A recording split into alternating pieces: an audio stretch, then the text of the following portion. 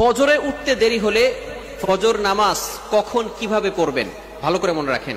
অনেক সময় আমরা নামাজ পড়ি, 5 ওয়াক্ত নামাজই পড়ি, ফজরের নামাজও পড়ি, কিন্তু অনেক সময় ফজর নামাজে উঠতে লেট হয়ে যায়।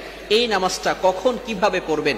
বর্তমান সময় ইয়াং জেনারেশন এমন ভাবে মোবাইলের পিছনে পড়েছে যে তারা সারা রাত ধরে মোবাইল ইউজ করে, রাত 1টা 2টা 3টা পর্যন্ত মোবাইল ইউজ করতে থাকে। অ্যান্ড্রয়েড ফোনে অশ্লীল ভিডিও এবং মুভি নাটক দেখতে দেখতে দেখা যাচ্ছে তারা ফজরের নামাজ আর পড়তে পারে না। তাদের ঘুম থেকে উঠতে উঠতে 7টা 8টা 9টা 10টা বেজে যায়। এমনকি তারা এই ফজরের নামাজ, যারা নামাজি বান্দা, এই সমস্ত বান্দারা তারা ফজরের নামাজ জোহরের সাথে অ্যাড করে ফেলে। ভালো করে মনে রাখবেন, জোহরের সাথে অ্যাড করা যাবে না।